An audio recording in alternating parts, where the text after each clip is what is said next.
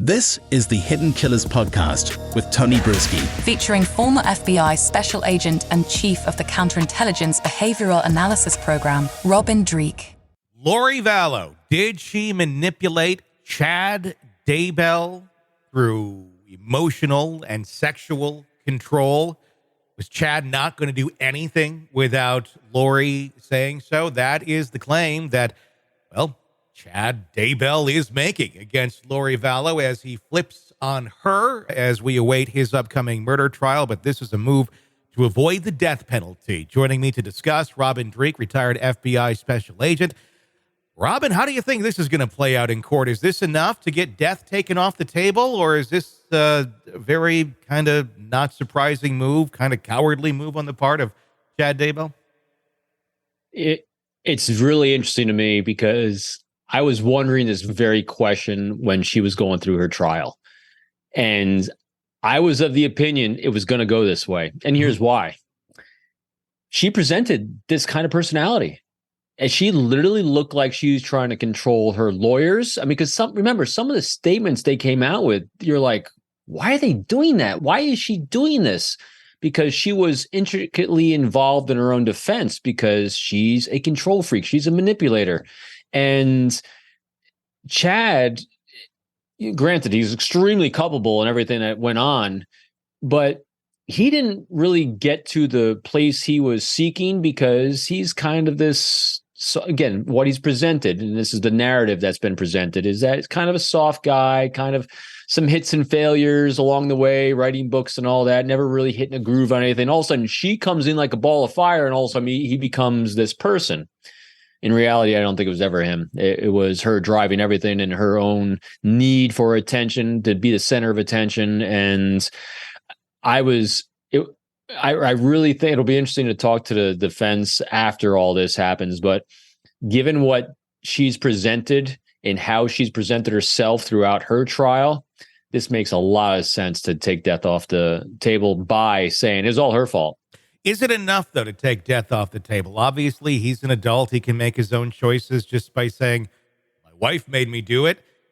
I don't know that necessarily excuses the death penalty. And the reason her death penalty came off the table was because of an error on the part of the prosecution and discovery. It really wasn't so much weight on her innocence or guilt. It was more so a slap on the wrist to the prosecution.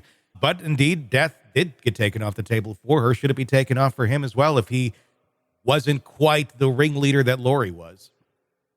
You know, when it comes to the death penalty, the way, again, it's a personal view I have on it. That is a decision really that should be made between the prosecutor and the family, and the families involved, because they're the ones that are impacted, I think, most by it. You know, he either is going to be, again, if he's convicted, which I can't imagine he won't be, he'll either be away for life like her or death. And I really think it comes down to the families. Does it bring them the peace they need? Is it that important?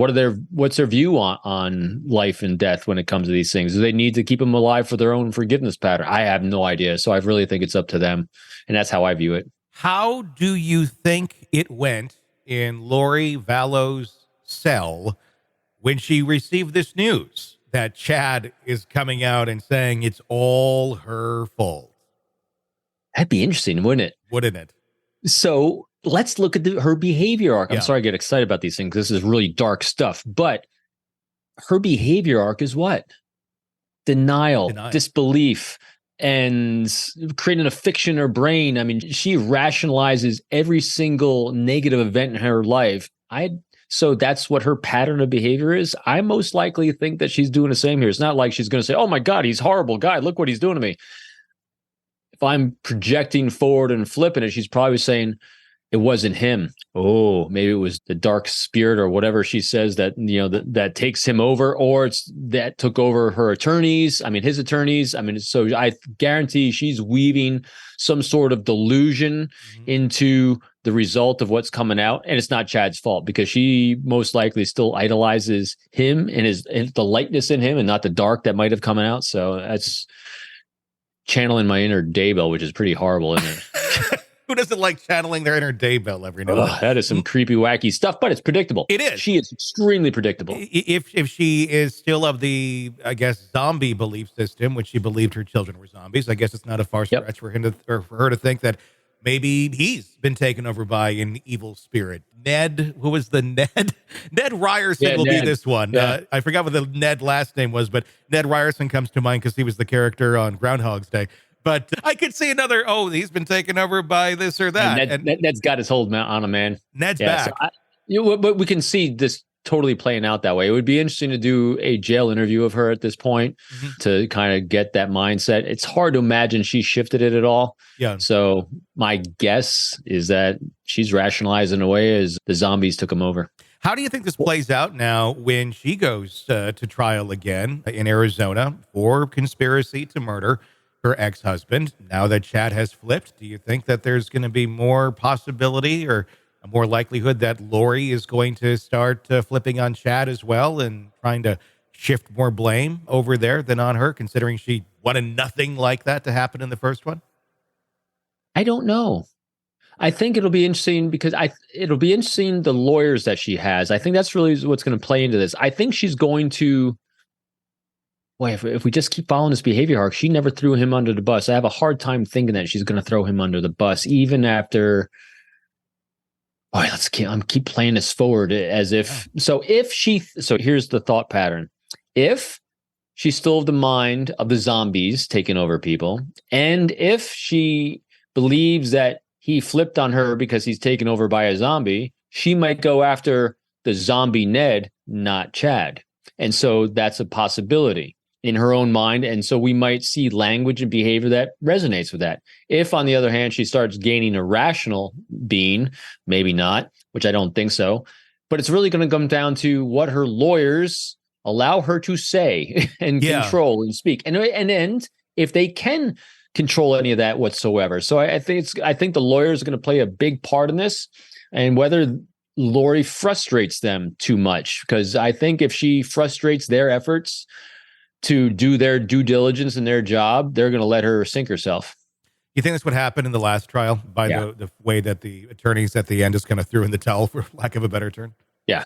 It's hard. It was hard to watch, wasn't it? Because it looks like, and you felt for the defense because they're literally trying to do their job to be her legal defense when she was undermining them at every turn. So they're like, all right, you have at it. So it'll be interesting.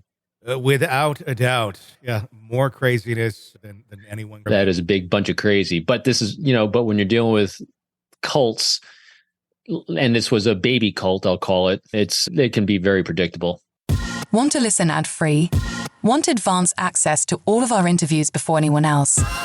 Become a True Crime Today Premium Plus subscriber on Apple Podcasts. You get every episode commercial-free. So you can binge on true crime until you can binge no more. Search True Crime Today Premium Plus on Apple Podcasts now, or go to our podcast page and sign up now. More of the Hidden Killers podcast next.